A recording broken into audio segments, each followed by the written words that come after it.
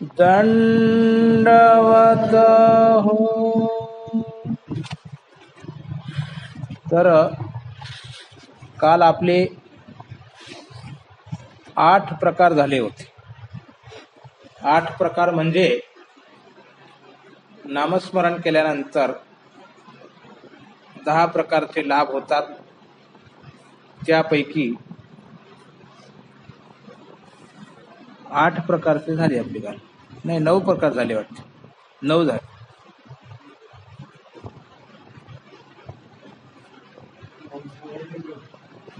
नाम साहित्यकरी झालं ना काल. 9 झाले. आता शेवटचा लाभ आहे. शेवटचा लाभ नाम प्राप्ती ते करी. नामस्मरण केल्यानंतर त्याची जी अवस्था आहे ती अवस्था वाढून वाढून तो शेवटी प्राप्तीला जातो. कारण मानवी जीवन जगत असताना माणसाची जी आध्यात्मिक अवस्था आहे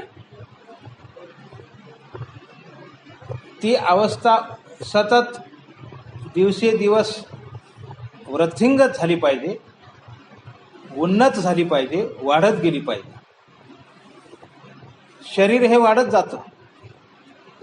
वयानुसार माणसाचं शरीर हे वाढत जातं.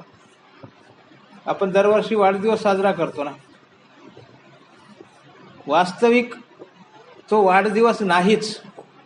अंतर्मुख होऊन जर विचार केला तर तो वाढदिवस ठरतच नाही. 100 वर्षामधला 1 वर्ष कमी झालं, खाली किती राहिले? 99.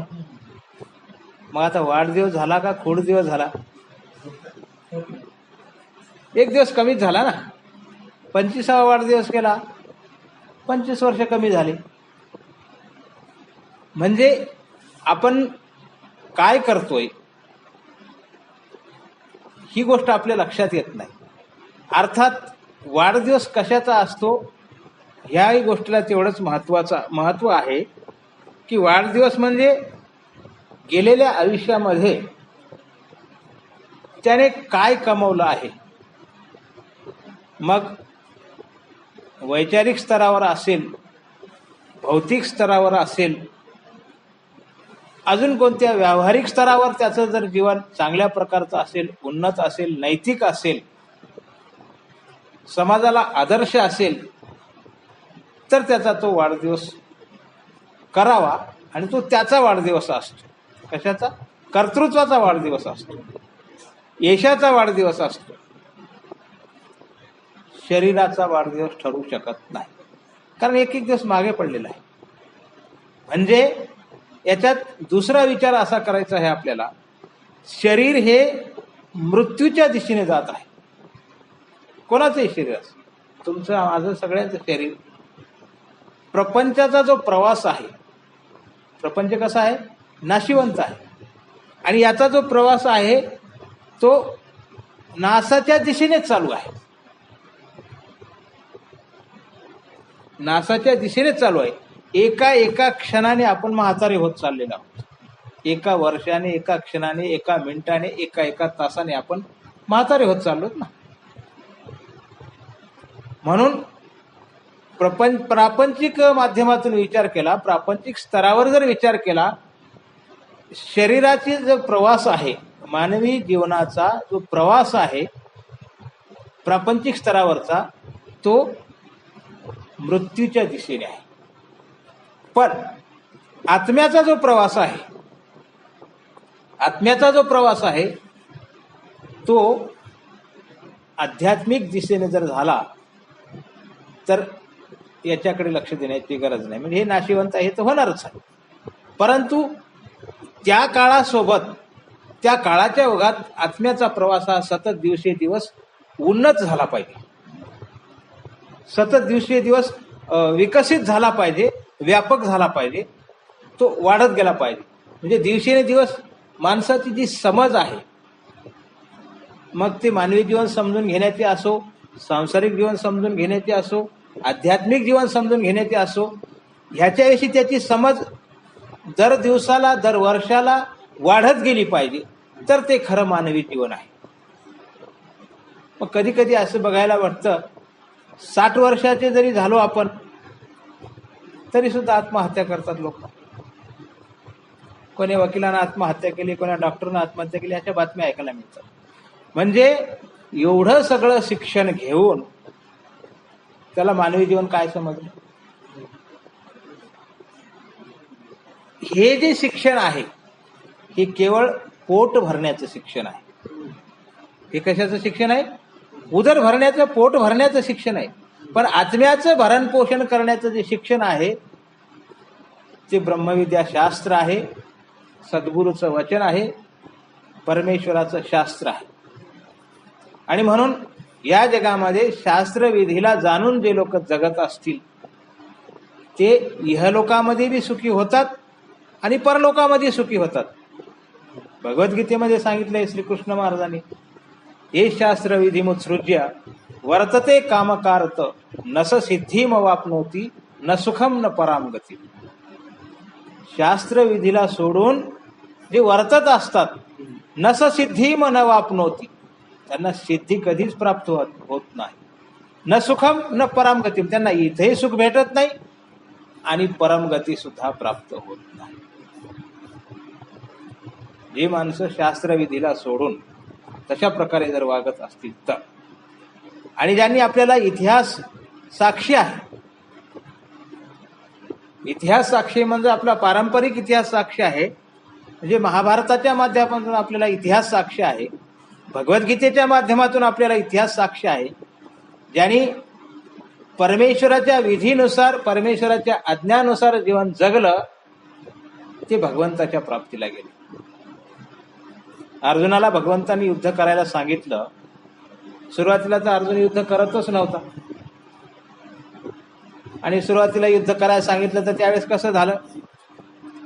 देवाने सांगायचं बघ तू युद्ध कर, हे मामे मावसे काके चुलते, तो म्हणायचा हे कसे काय मारू मी? देव म्हणायचे तू फक्त निमित्त हो, बाकी सगळं मी करणार आहे. पण गंमत कशी असते की एखादा मनुष्य कोणाला एखाद्या गोष्टी चांगल्या गोष्टी सांगत असेल तो त्यालाच शिकवायला जातो. तशी गंमत इथं अर्जुनाची झाली. अर्जुनानं देवाला सांगायला सुरुवात केली की अर्जुन देवा, हे असं जर मारलं तर वर्णशंकर लोपतील, आपलं वर्णशंकर निर्माण होतील, पिंडक्रिया लोपतील. हे पहिल्या अध्यायामध्ये सांगितलं, भगवद्गीतेच्या पहिल्या अध्यायामध्ये लुप्त पिंडोदक क्रिया समज, आणि वर्णशंकर निर्माण होतील, मग ते नरकाला जातील, असं होईल. मग त्यावेळेस देवाला काय वाटलं असं? देव काय म्हणले असते? महाभारताचं युद्ध होण्या अगोदर अर्जुनानं कोणतं युद्ध केलंच नव्हतं? केलंच होतं. विराट राजाच्या घरी युद्ध केलंच. त्याच्या आधी म्हणायचं बुवा हे सगळे सैनिक मरतील, त्यांच्या पत्नी विधवा होतील, त्यांना व्यभिचार घडेल, असं होईल. याच्या अगोदर तू युद्ध केलं, त्या सैनिकाच्या पत्नी विधवा नाही झाल्या का? त्यावेळेस तुझ्या मनामध्ये असा का विचार नाही आला? त्यावेळेस तुझ्या मनामध्ये असा का विचार आला नाही? हे आपलं चिंतन आहे, हे माझं स्वतःचं चिंतन आहे त्याच्यावर, की त्यावेळेस तुला का विचार आला नाही? भगवंत असं म्हणले असतील, किंवा तुम्हाला वाटत आधी का विचार आला नाही? आता विचार येण्याचं काय कारण आहे? आता विचार येण्याचं कारण असं आहे की मामी मावशी चुलते याच्या मोहामध्ये तू पडतो. यांचा मोह आहे तुला, ते तुझे कोणी नव्हते त्याच्याविषयी तुला काही वाटलं नाही. हे तुझे मामे मावशी चुलते काके पुतणे आहेत, यांच्या मोहामुळे तू असं करत आहे. आणि भगवद्गीतेचा जन्म हा मोह नष्ट करण्यासाठी झाला. भगवद्गीतेची पार्श्वभूमी काय आहे? मोह नष्ट करण्याचीच पार्श्वभूमी भगवद्गीतेची. आणि भगवद्गीतेचा जन्म सुद्धा त्याच्यामधूनच झालेला आहे. थोडस आपण जुळवाजुळव करून बघितली, भगवद्गीतेचा पहिल्या अध्यायाचा श्लोक आणि शेवटचा श्लोक. पहिला श्लोक आहे धर्मक्षत्रिय कुरुक्षत्रिय समवेता युत्सव मामकः पांडवाश्चैव किम कुर्वत संजय. धृतराष्ट्राने संजयाला विचारलं की त्या धर्मक्षेत्रावर कुरुक्षेत्रावर मामकः म्हणजे माझे कौरव आणि पांडव काय करत आहेत. बस इथूनच सुरुवात झालेली. का बरं? पांडव त्याचे नव्हते का? पांडव पण त्याच्याच भावाचे मुलं होते ना. पण कौरव पांडव काय करतात असं म्हटलं तर ठीक झालं असतं. मग तो काय म्हणतो, मामक हा पांडवाश्चैव किंवा कुर्वत संजय, असं म्हटल्यानंतर काय झालं? इथं मोह निर्माण झाला की नाही? माझे कौरव आणि पांडव काय करत आहेत असं त्यांनी धृतराष्ट्र कोणाला विचारलं? संजयाला विचार. इथूनच मोहाला सुरुवात झाली आणि भगवद्गीतेचा जन्म मोह नष्ट करण्यासाठीच. अर्जुनाची तीच परिस्थिती झाली. अर्जुनाची काही वेगळी परिस्थिती नव्हती. अर्जुनाची तीच परिस्थिती. मोहामुळे तो ग्रस्त झालेला होता. मोहाचा प्रभाव त्याच्यावर होता आणि हे सगळे माणसं मरतील माझ्या हातून, त्याच्यापेक्षा मी भिक्षा मागून खाईल वगैरे वगैरे देवाला त्याने सांगायला सुरुवात केली. आणि मग देवानं त्याला निरूपण करून ऐकत नव्हता. शेवटी 11व्या अध्यायामध्ये विश्वरूप दाखवलं आणि विश्वरूप दाखवल्यानंतर तेव्हा कुठं तो तयार झाला युद्ध करायला. युद्ध करायला तयार झाल्यानंतर मग त्याने स्वामी देव जे सांगत गेले ते ऐकत गेला. परंतु गंमत काय होते माहितीये का? ज्यावेळेस कोणी तुम्हाला काही चांगल्या गोष्टी सांगत असते, हिताच्या गोष्टी सांगत असते, आपल्यापेक्षा वडीलधारी माणूस असेल किंवा गुरु असेल, तर तिथं नम्रतेनं त्या गोष्टी ऐकल्या पाहिजे, श्रद्धेनं गोष्टी ऐकल्या पाहिजे. कोणी ब्रह्मविद्येचे विचार सांगू लागत असेल तर ऐकायचे असतील तर. परंतु अर्जुनाची भावना काय होती? विश्वरूप दाखवतल्या अगोदर काय भावना होती? श्रीकृष्ण म्हणजे माझा मेहुणा आहे. सुभद्रा दिली होती त्याला, श्रीकृष्ण माझा मेहुणा आहे, मित्र आहे, म्हणून या नात्यानं सांगत असेल. म्हणजे याच्यात दुसरा अर्थ एक लक्षात घ्यायचा असा आहे की शास्त्र जर समजून घ्यायचं असेल तर आपल्यापेक्षा श्रेष्ठ बुद्धी ठेवली पाहिजे त्याच्यावर, तरच तुम्हाला शास्त्र समजतं. केवळ टाइमपास म्हणून जर ऐकत असाल तर शास्त्र समजत नाही. टाइमपास म्हणून सांगू बी नाही आणि टाइमपास म्हणून ऐकू बी नाही.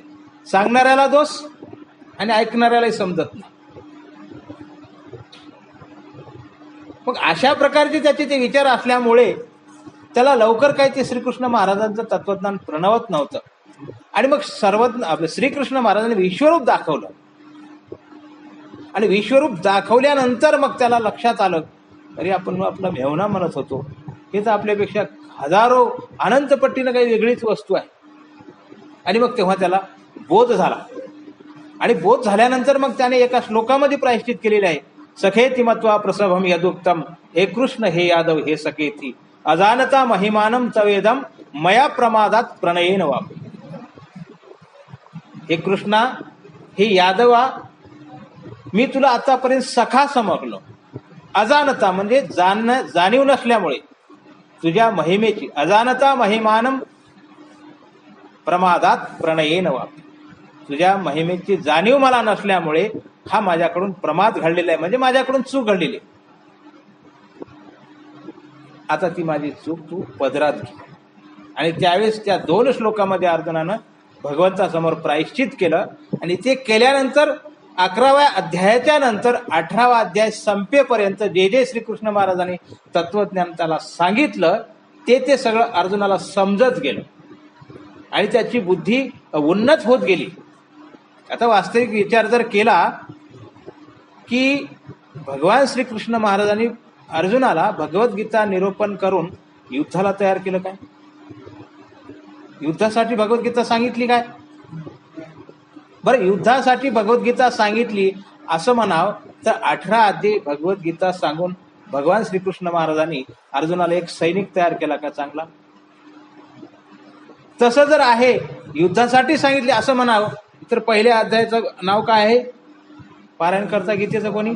अर्जुन विषाद योग. दुसऱ्या अध्यायाचं नाव काय? सांख्य योग. तिसऱ्या अध्यायाचं नाव कर्मयोग. चौथ्या अध्यायाचं नाव कर्मसन्यास योग. 5व्या अध्यायाचं नाव संन्यास योग. 6व्या अध्यायाचं आत्मसंयम. 7व्याचं ज्ञान विज्ञान योग. 8व्याचं अक्षर ब्रह्म योग. 9व्याचं राजविद्या राजगुह्यम आणि 10व्याचं विभूती योग. 11वा विश्वरूप दर्शन योग. 12वा भक्ती योग. 13वा गुणत्रय विभाग, 14वा क्षत्रज्ञ, 15वा पुरुषोत्तम योग, 16वा दैवासुर संपद योग, 17वा श्रद्धात्रय विभाग योग आणि 18वा मोक्ष संन्यास योग. आता एखादा तुमच्यामधला एखादा हुशार माणूस असं म्हणता युद्धाचा विषय चालू आहे आणि हे बाकीचे विषय काय आले हो मध्ये? बाकीचे विषय कसं काय आले? युद्ध राहिलं बाजूलाच. गीता कशासाठी सांगत होते? युद्ध करण्यासाठी. म्हणजे बाकीच्या विषयाची काय गरज आहे? याचाच अर्थ असा आहे की भगवद्गीता ही केवळ युद्धासाठी सांगितली नाही, मानव जातीच्या, अखिल मानव जातीच्या कल्याणासाठी भगवद्गीता सांगितलेली आहे. युद्ध तर एक केवळ बहाणा आहे. देवाने सामर्थ्यानं सगळ्याला मारून टाकला असतं ना, तिथं काय लागते जास्त? युद्ध तर केवळ बहाणा आहे, निमित्त मात्र आहे. महाभारतामधलं जे युद्ध आहे ते निमित्त मात्र आहे. महाभारतातले हे 5 पांडव, द्रौपदी, कुंती हे जर पात्र वजा केले तर महाभारताला काहीच अर्थ नाही. काय हे 5-6 पात्र जर त्याच्यातून काढून टाकले तर बाकीच्या कथेशी आपला काही संबंध नाही, काही संबंध येत नाही. ह्यांच्याशीच ज्या संबंधित कथा आहेत, या 5 पांडवाच्या संबंधित ज्या कथा आहेत त्याच कथा आपल्याला प्रेरणादायी, आदर्श आहेत, अजरामर आहेत आणि त्याच तुमच्या गुणवर्धक आहेत आणि दोषनाशक आहेत. बाकीच्या कोणाच्याही कथा काही कामाच्या नाही. म्हणून माणसाची दिवसेदिवस उन्नत अवस्था वाढण्यासाठी ब्रह्मविद्याशास्त्र आणि त्यानुसार आचरण हे अत्यंत गरजेचं आहे. ह्या दृष्टिकोनातून अर्जुन भगवंताचं ऐकत गेला आणि त्याला ते समजत गेलं. आणि मग ऐकता ऐकता अर्जुनाच्या मनाची तयारी एवढी झाली 18वा अध्यायाचा 73वा श्लोक जवळ आला. त्या श्लोकाचं नाव काय आहे? नष्टो मोह स्मृती लब्ध्वा तत्प्रसादान मयाच्युत स्थितोस्मी गत संदेह करिष्ये वचनम. गीता कुठून सुरुवात झाली होती? मोहापासून सुरुवात झाली होती. धृतराष्ट्राच्या मोहापासून सुरुवात झाली होती आणि इथं अर्जुनानं कबुली दिली. संपूर्ण भगवद्गीता ऐकल्यानंतर 73व्या श्लोकामध्ये नष्टो मोह स्मृती लब्ध्वा तत्प्रसादान मयाच्युत स्थितोस्मी गत संदेह करिष्ये वचनम. हे भगवंता माझा मोह आता नष्ट झाला. स्मृतीर लब्ध्वा, माझी स्मृती गेलेली होती. माणसावर काही असे संकट आले किंवा काही अहंकार वाढला किंवा काही जास्तच पैसा झाला, जास्तच काही मिळालं, त्याची स्मृती भ्रंश होती. सत्यासत्य, योग्य अयोग्य काही कळत नाही. तसं अर्जुन म्हणतो त्यावेळेस माझी स्मृती गेली होती, परंतु आता तुमच्या तत्वज्ञानामुळे, तुमच्या ज्या विचारामुळे माझी स्मृती लब्ध्वा म्हणजे परत प्राप्त झालेली आहे. स्थितोस्मी गत संदेह, आता मी गत संदेह म्हणजे निसंदेह झालो. माझ्या मनात काहीच संदेह राहिला, काहीच राहिलं नाही माझ्या मनात. जे तुम्ही सांगाल ते मी आता ऐकायला तयार आहे. करिष्ये वचनम तव, तुम्ही जे म्हणसाल ते आता मी करायला तयार आहे. हो, तुम्हाला सुद्धा असंच वाटलं पाहिजे आता माझा मोह सगळा नष्ट झालेला आहे. एवढं सगळं ऐकल्यानंतर आतापर्यंत सांसारिक उपभोगामुळे, अष्टभोगामुळे स्मृती भ्रंश झालेली होती तुमची. आता तत्वज्ञान ऐकल्यामुळे, एवढ्या दिवसाच्या तपश्चर्यामुळे तुमच्या मधली ती उन्नत अवस्था वाढली पाहिजे, उन्नत अवस्था झाली पाहिजे, विकसित अवस्था झाली पाहिजे. हे कशामुळे? त्वत्प्रसादान मयाच्युत, भगवंताच्या कृपा प्रसादामुळे. अर्जुन म्हणतात की भगवंता हे तुझ्या कृपा प्रसादामुळे, हे तुझ्या कृपा प्रसादामुळे असं होऊ शकतं, एरवी होत नाही. आणि म्हणून आता करिष्य वचनम तव, मी तू जे म्हणशील ते मी आता करायला तयार आहे. अशा प्रकारची ही माणसाची जी अवस्था आहे दिवसेदिवस उन्नत झाली पाहिजे. शरीर मृत्यूच्या दिशेने आणि आत्मा अमरत्वाच्या दिशेने गेला पाहिजे. आत्मा हा अमरत्वाच्या दिशेने गेला पाहिजे.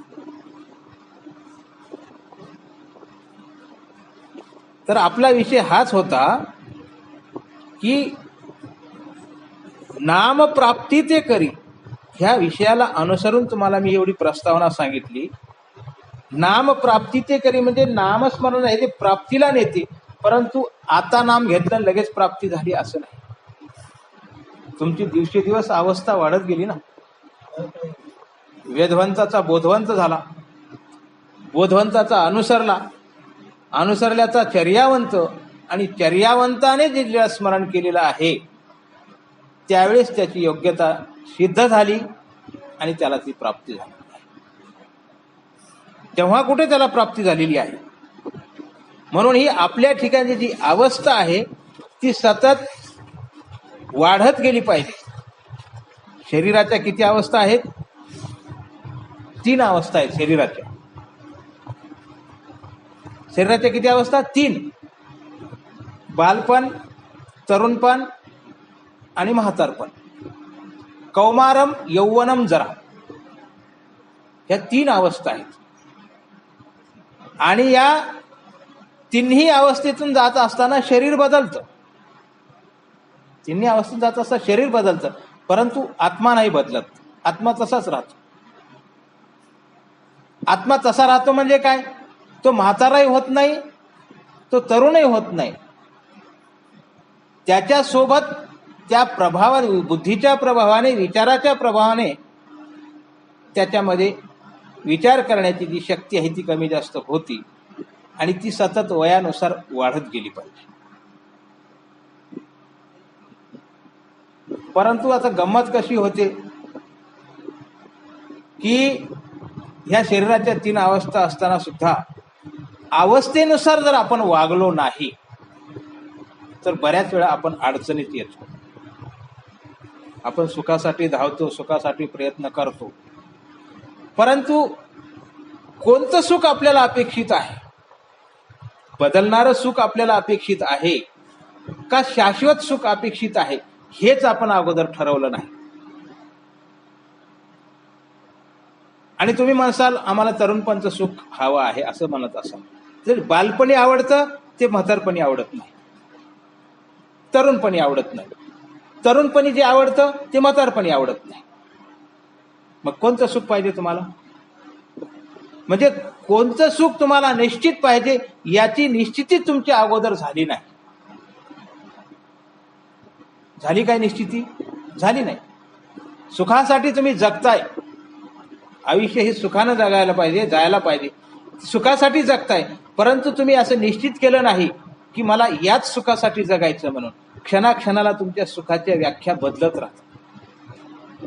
आज हे पाहिजे तर उद्या ते पाहिजे. आणि जे बदलणारं जे सुख आहे ना ते निश्चित प्रकारे नाशिवंत असतं. ते निश्चित प्रकारे नाशिवंत असतं बदलणारं सुख. भगवद्गीतेमध्ये सांगितलेलं आहे, भौतिक इंद्रियाच्या माध्यमातून मिळणारं जे सुख असेल, पदार्थाच्या माध्यमातून मिळणारं जे सुख असेल, हे सगळे सुख कुठंतरी संपणारे आहे. याला कुठंतरी मर्यादा आहे. यही संस्पर्शजा भोगा दुःख येऊन येवते आद्यंतवंत कौंतेय नतेषु रमते बुध. हा भगवद्गीतेतला एक श्लोक आहे. यही संस्पर्शजा भोगा म्हणजे स्पर्श इंद्रियाच्या माध्यमातून, नेत्र इंद्रियाच्या माध्यमातून, कर्ण इंद्रियाच्या माध्यमातून, जिव्हा इंद्रियाच्या माध्यमातून, त्वचा इंद्रियाच्या माध्यमातून, ह्या पंच ज्ञान इंद्रियाच्या माध्यमातून आणि पंच कर्म इंद्रियाच्या माध्यमातून मिळणारं जे सुख आहे दुःख येऊन येवते, ते दुःख देणार आहे. परंतु आद्यंतवंत कौंतेय नतेषु रमते बुध. सुरुवातीपासूनच एखादा त्याच्यामध्ये रमत नसेल. नतेषु रमते बुध, जो बुद्धिमान पुरुष आहे, नतेषु म्हणजे त्याच्यामध्ये, रमते म्हणजे रमत नाही. जो बुद्धिमान पुरुष आहे सुरुवातीपासून त्या सुखामध्ये रमत नाही. केवळ नाम मात्र तो संसार करत असतो, त्याला तिकडे जायचं असतं. म्हणून हे संपणारे सुख आहेत ही जाणीव ठेवली पाहिजे आपण. हे कुठंतरी आपलं संपणार आहे. या संपणाऱ्या बदलणाऱ्या सुखाकडे तुम्ही कधीही धावू नका.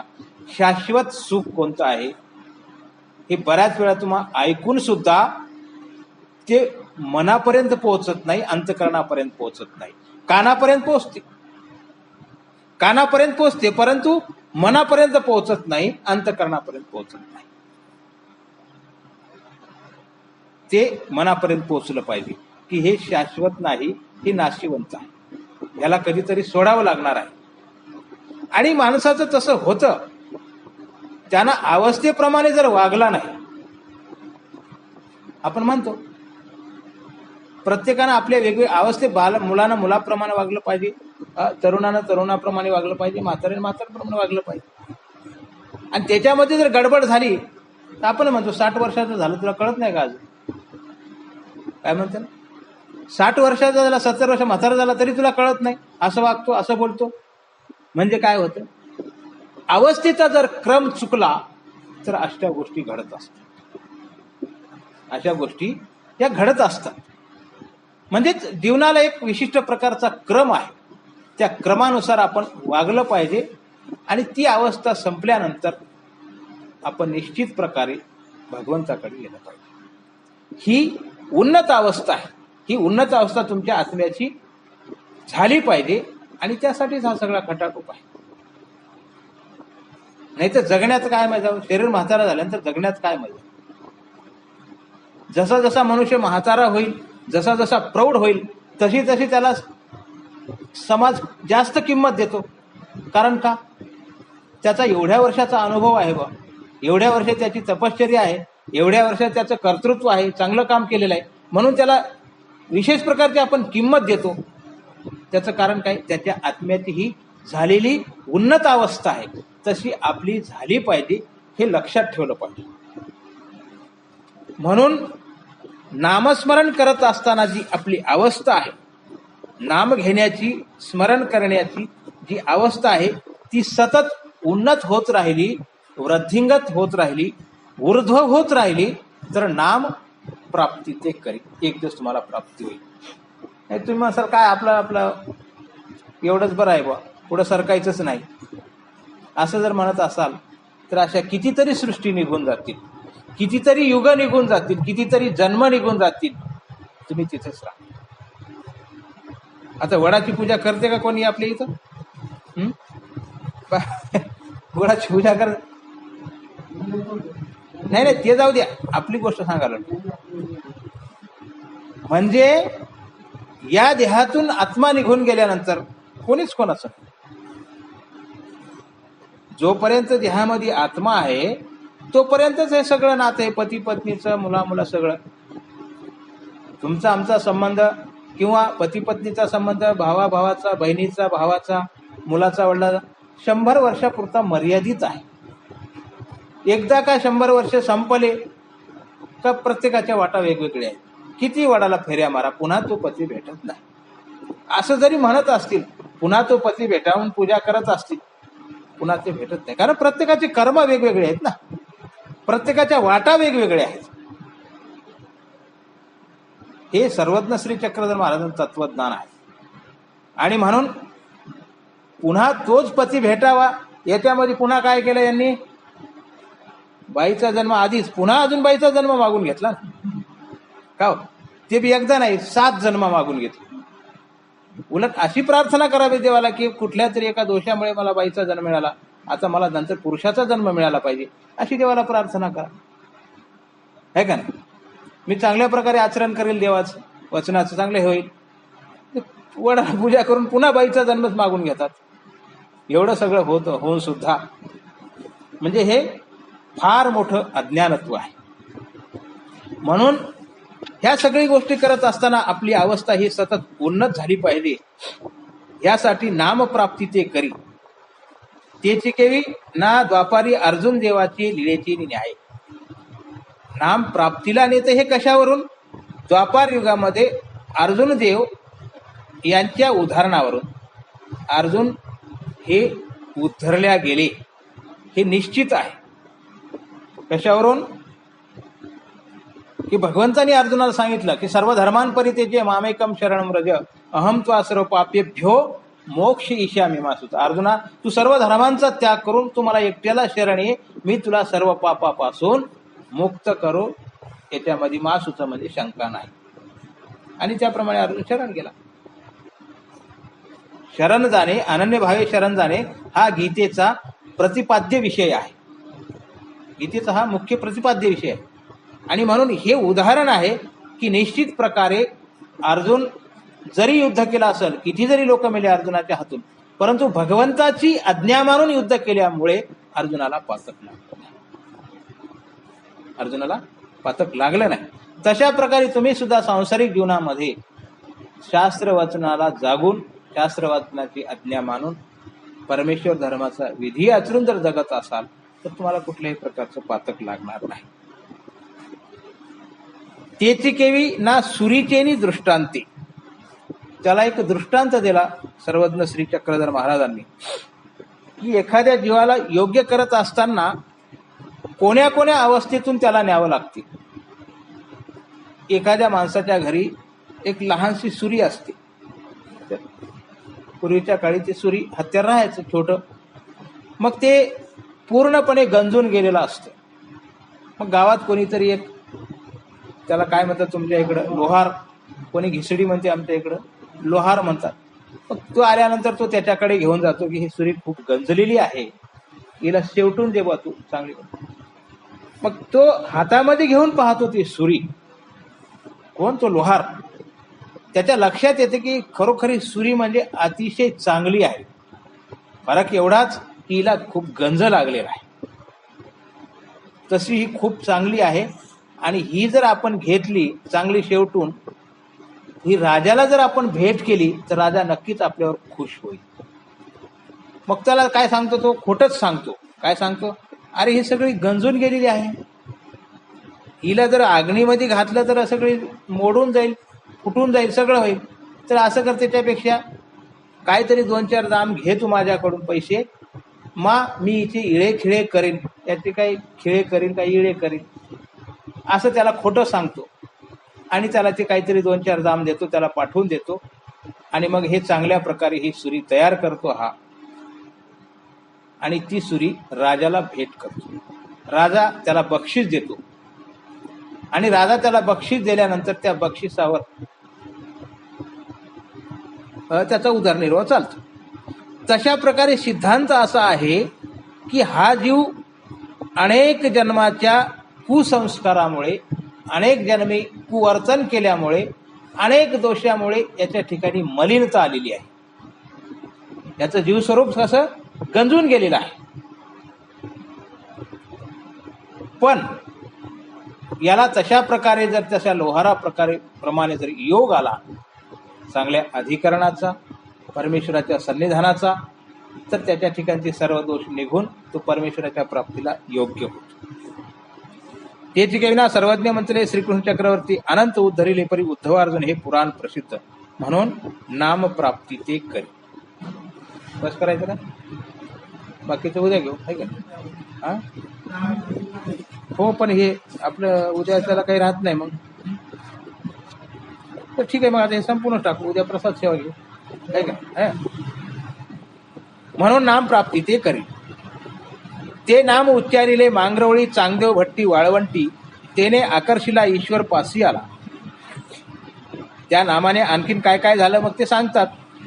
चांगदेव भट्टानं ते नाम उच्चारलं, मंगरूळ पीरची लीळा आहे ही, आणि परमेश्वर त्यांना पाहण्यासाठी आले, पडताळण्यासाठी आले देव. ते नाम उच्चारिले साधी गंगे बुडता, ते तेने नामेची तारिले. साधेने गंगेत बुडता बुडता परमेश्वराचं नाम उच्चारण केलं आणि ती तरली. सराला औसी नाम ऐकिले उच्चारिले, तेने घडला विधी परिहरला. विपरीत बुद्धी जाऊनी थोरी आली, आरती उपजली, तया स्थानाची सवे सांडली. स्वभावाचा त्याग केला, ईश्वर सानुकूळ होऊनी सौम्य आली. सराला औसी नाम ऐकिले. औसा ही स्वामीच्या सन्निधानातली एक अतिशय अधिकारी व्यक्तिमत्व. औसा ही मूळची कोण्या गावची, खानदेशमध्ये, नाही खानदेशमधली, शिरपूर तालुक्यात, खानदेशमध्ये शिरपूर तालुक्यामध्ये थाळनेर नावाचं गाव आहे, तिथली ही औसा. आणि ही औसा ज्यावेळेस अधिकारी असल्यामुळे ती पहिलं देवीची भक्त होती, देवीची भक्त होती. आणि मग तिनं त्या देवीला प्रार्थना केली होती की मला परीस सापडला पाहिजे, परीस. मग त्या देवतेनं तिच्या त्या कुलदेवतेनं स्वप्नामध्ये येऊन तिला सांगितलं होतं की तू गंगा तीरला जाय, गंगा तीरला तुला परीस सापडेल. आणि ज्यावेळेस ती गंगा तीरला आली त्यावेळेस स्वामींची आणि तिची भेट झाली. हे खऱ्या अर्थानं तिला परीस सापडला आणि तेव्हापासून ती स्वामीच्या सन्निधानात होती. परंतु कसं असते, माणसाचे जे स्वभाव असतात ना ते जन्मोजन्मी बदलत नाहीत. त्या स्वभावाचा जर त्याग केला नाही, त्या दोषाचा त्याग केला नाही, त्या दोषाचा प्रसव जर मोडला नाही तर ते प्रसव जन्मोजन्मी उभे राहतात. एवढंच काही परमेश्वरापर्यंत जाण्याची योग्यता जरी झाली आणि तो स्वभाव जर नाही सोडला तर ते तिथे उभे ठाकतात. तसं मार्तंड देवापाशी राहून सुद्धा चोऱ्या करायच्या. हा प्रसवच आहे. तसं औसाचं काय होतं, भांडणच करायचं, कोणाचं ऐकायचं नाही, चांगलं सांगितलेलं ऐकायचंच नाही लवकर. मग एकदा देवानं सांगितलं की बुवा भिक्षेला जात असताना औसा थोडंसं हातपाय धुवून चांगल्या प्रकारचे कपडे घालून जात होती. मग बाई देवानं सांगितलं औसाला, म्हणले बाई तापस्याचे जरी ऐशे धर्म तरी वेश्याचे कैसे धर्म. तपस्वी पुरुषाचे जर असे धर्म आहेत, नट्टापट्टा करून भिक्षेला जाणे, तर वेश्याचे कैसे धर्म, वेश्याला कसं राहायला पाहिजे. आणि मग औसाला राग आला. औसा काय म्हणते, पहावं पहा, मज आणि सामान्य स्त्रीशी सरी केली. नाथपंथीचा उपदेशू दीक्षिताची कन्या, नाथपंथीचा उपदेश आहे मला, दीक्षित ब्राह्मणाचं जे कुळ असते त्याच्यामध्ये मी जन्मलेली आहे आणि माझी आणि वेशीची सरी केली म्हणजे तुलना केली. आता तुमच्याजवळ काही राहायचं नाही म्हणले, आमचं पहिलंच बरं आहे ते जोग. गेली निघून तिथून स्वामी रागावून भांडण करून. तर कुठं गेली ही, सराळा, डोमेग्रामच्या जवळ सराळा नावाचं गाव आहे. आणि तिथे गेल्यानंतर काय झालं, 6 महिने तिथे राहिले. मग एकदा स्वामीच्या सन्निधानातून काही बाया फिरत फिरत आटण त्या गावाला गेल्या. गावाला गेल्यानंतर त्यांना कळालं की बा औसा इथे आहे, त्यांना भेटून जाऊ म्हणून रात्री तिथे गेल्या. आणि गेल्यानंतर मग जेवायच्या टायमाला त्यांनी श्री चक्रधर म्हणून असा संकल्प सोडला किंवा श्री चक्रधर असं नाव उच्चारलं. श्री चक्रधर असं नाव उच्चारल्याबरोबर औसाला मागच्या 6 महिन्यापूर्वीचा सगळा इतिहास आठवला की आपण गेल्या 6 महिन्यापासून देवाला सोडून आलो. 6 महिन्यापासून सगळं आठवलं आणि दुःख व्हायला लागलं. हे कशामुळे झालं, देवाचं नाव ऐकल्यामुळं आणि देवाचं नाव घेणारे देवाचे भक्त भेटल्यामुळं. साधू संतांची भेट कशासाठी महत्वाची आहे हे लक्षात घ्या. संतांची भेट झाल्यानंतर तुमच्या ठिकाणी जे जे काही अविधी घडले असतील ते अविधी नासतात. साधू संतांची जर भेट घडली तर ते अनंत प्रकारचे जे कर्म आहेत ते नासतात. ते अन्य पंथामध्ये एक अभंग आहे ना, वासनेचे बीज जळून जाई संत संगती. तशा प्रकारे औसाला सगळा इतिहास आठवला आणि इतिहास आठवल्यानंतर औसाला खूप दुःख झालं. रात्रभर अशी ती तळमळ करत होती की कधी दिवस निघेल आणि कधी स्वामींच्या दर्शनाला जाईल. सकाळी दिवस निघाला आणि औसा डोमेग्रामच्या दिशेने निघाली. डोमेग्रामच्या दिशेने निघाली आणि सकाळी उठून स्वामी म्हणतात, दररोज स्वामी फिरायला जायचे ना, म्हणजे आज कुठं फिरायला जायचं, कोणी म्हणायचं इकडं कोणी म्हणायचं तिकडं. मग तेव्हा काय म्हणतात, आज नायकाचे सामोरे जावे, म्हणजे औसाला समोर जायचं, म्हणजे ती येत आहे, आपण 4 पावलं तिच्या पुढे जायचं आहे. किती भाग्यवान होती ती. आणि त्याप्रमाणे औसा आली, परंतु फार दिवस झाले देवाला सोडून असल्यामुळे तिला समोर येऊ वाटत नव्हतं. मग देव गेले, देवाची त्यांची भेट झाली आणि ती दुःख करू लागली. मग देवाने सांगितलं, आम्ही तुम्हाला पाठवलं काय, तुम्हीच गेले. मग त्यावेळेस औसा म्हणते, जीजी याती केदभाई न पाठवीची हो. देव म्हणतात, तुम्ही तसं करू नका, तुम्हाला कोणी पाठवणार नाही. म्हणजे हे सगळं नामामुळे घडलं. विपरीत बुद्धी जाऊन थोरी आली, देवावर काय झाली, ती विपरीत झाली होती. नामस्मरणामुळे आपल्या ठिकाणी चतुर्विध साधनाच्या ठिकाणी जर विपरीत बुद्धी आली असेल, साधनाच्या ठिकाणी काही अक्रिया देखून, काही अवर्तन देखून आपल्या ठिकाणी तशा प्रकारची विपरीत बुद्धी येते. परंतु नामस्मरण करत राहिलं तर ती विपरीत बुद्धी सुद्धा नष्ट होते. आणि 6 महिने त्या ठिकाणी राहिली, त्या स्थानाचाही त्याग केला तिने.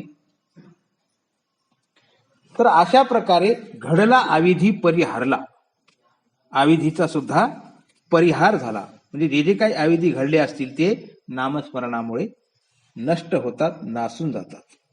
दर्शना सन्निधाना योग्य झाली, परमेश्वराच्या दर्शनाला सन्निधानाला योग्य झाली. ऐसे नाम साह्याती करी, अशा प्रकारचं नाम हे साह्य करणार आहे.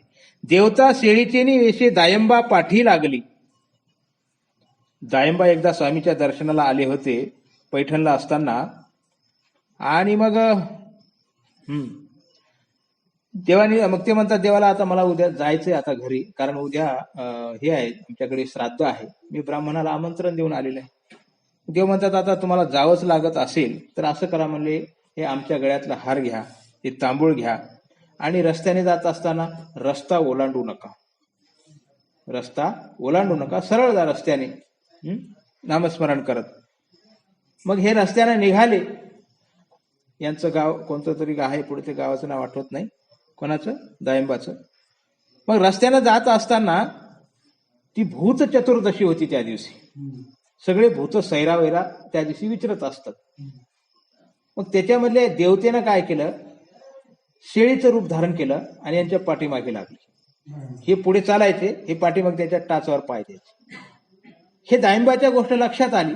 लक्षात आल्यानंतर दायंबा काय म्हणतात, तुम्ही कागा सिनती असा, आम्ही श्री चांगदेव रावळाची, तुम्ही विनाकारण का सिनता, म्हणजे काय, आम्ही श्री चांगदेव रावळाचे आहोत आणि ते आमचे गोसावी आहेत. असं म्हटलं का ती शेळी मागं जायची, पुन्हा यायची, पुन्हा मागे. असं करत करत त्या रहाट गावापर्यंत ते त्यांच्या मागे आले आणि मग तिथून ते वापस गेले आणि हे घरी गेले. देवता शेळीचे निवेशी दायंबा पाठी लागली, तेसण्या क्षोभापासून नामेची राखील. त्याच्यामध्ये असं झालं मध्ये की यांनी थोडंसं रस्ता सोडून थोडं थांबले होते, समोर काही शेकोट्या दिसल्या म्हणून देवाला सांगितलं होतं रस्ता सोडू नका. तर तेवढ्याच एक थोडासा अविधी घडला की लगेच ती देवता पाठीमागे लागली.